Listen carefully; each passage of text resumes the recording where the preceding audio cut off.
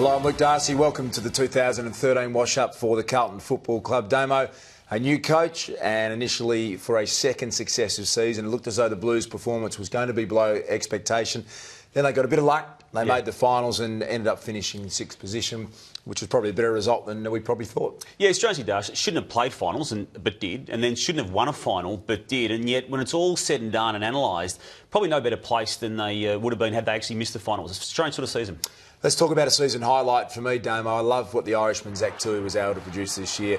He's a really exciting, talented, hard-running, skillful player. And the Irish boys that come into our code, Damo, still absolutely are incredible in my view to take up the game as well. And Zach Tui probably didn't have the greatest couple of finals games, but aside from that, I think they've found a genuine hard-running half-back who plays the game in great style. He's just arrived, hasn't he, now? He's officially a star of the game, not just an ex-Irishman who's a good AFL player, is he? I mean, what he did this year, I know Mick Malthouse loved him, and the teammates love him too. He just brings a vibrancy to the place that it needed, and he's got everything, does, hasn't he? I mean, he kicks the ball beautifully, he tackles hard, he's silly courageous, and he's got a bit of a trick bag. And the kicking skills are the things that still amazes me. That the Irishman, he's as good at it as anyone. Picks it up and kicks the ball beautifully. He was your highlight. Mine was the late season come from behind victories. This one initially in round 23. We knew what had to happen here for them to make the finals once Essendon was taken out of the system. And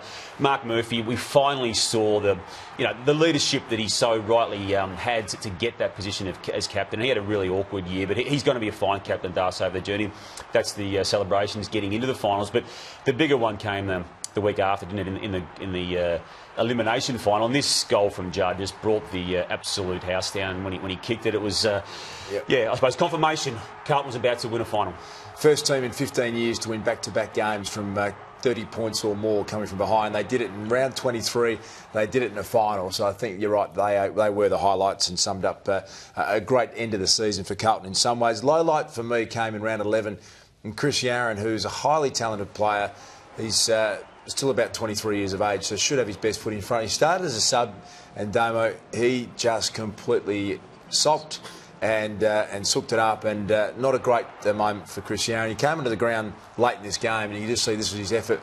Turned around. There were multiple occasions, weren't there, Darcy, of sooking it up? Yeah, and it's just not when you've got a coach like Mick Malthouse who's been around longer than anyone else in the game. It might have had his paper stamp. Here's Mick talking to Chris Yarran and trying to get the best out of him. And when you've got that amount of talent, for his sake and maybe for Carlton's sake, it might be future elsewhere for Chris Yarran. Yeah, I agree with that. So watch this space on him as trade period commences. To me, it was just the hope and expectation when Mick Malthouse comes in as coach and replacing Brett Ratten that there was going to be a quick fix and they'd scream up the ladder. Well, there was no quick fix, and Mick realised that himself pretty early on. He made some tinkerings with the game plan, which I think will set him up better for the future. But bottom line, no quick fix for this team, and there's a bit of work to do now in the trade period to make them relevant again next year. Time to hand out a Christmas bonus for Carlton in season 2013. I thought this man who played at both ends of the ground, Lachie Henderson, really stood tall and has been confirmed as a really important player for Carlton.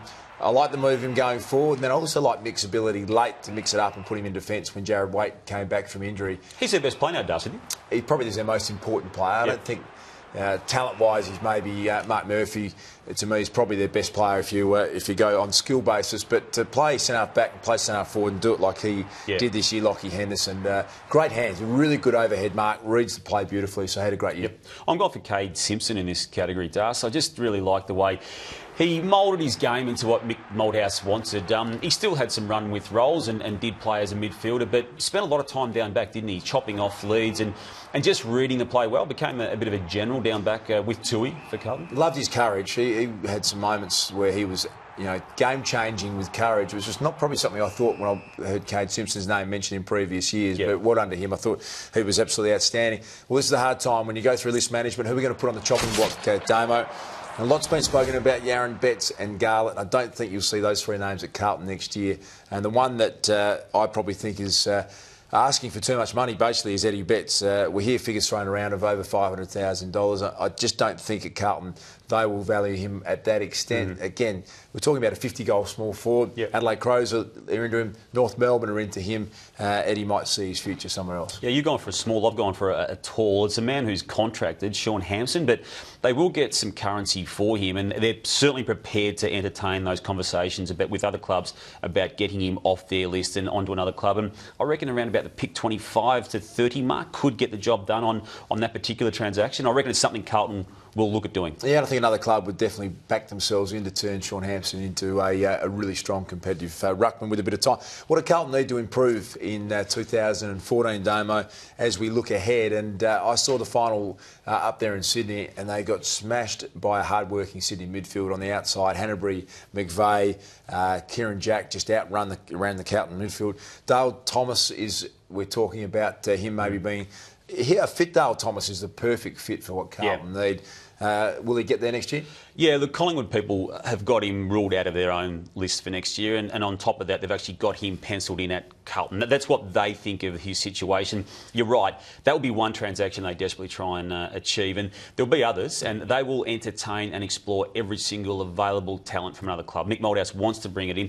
As we know, Das, it's very hard to bring it in, but I'm with you. They need some hard running around the fringes of their midfield for them to be a success in 2014. Where do they finish next year, Damo? What have you got them doing? Improving, stagnating, or going down? I've got them going down, Das. Strangely enough, they shouldn't have played finals. Only got in because Essendon came out. So I've got them finishing where they probably did on the true home and away season form of this year, about 9th. Yeah, I'm with you. I think 6 was probably a little bit above where they're at as a list. I think they've still got some changes to be made, and I think they'll finish maybe down, maybe bottom of the 8 or in 9th position. Yep. Thank you, Damo. That has been the wash-up for the Blues in season 2013.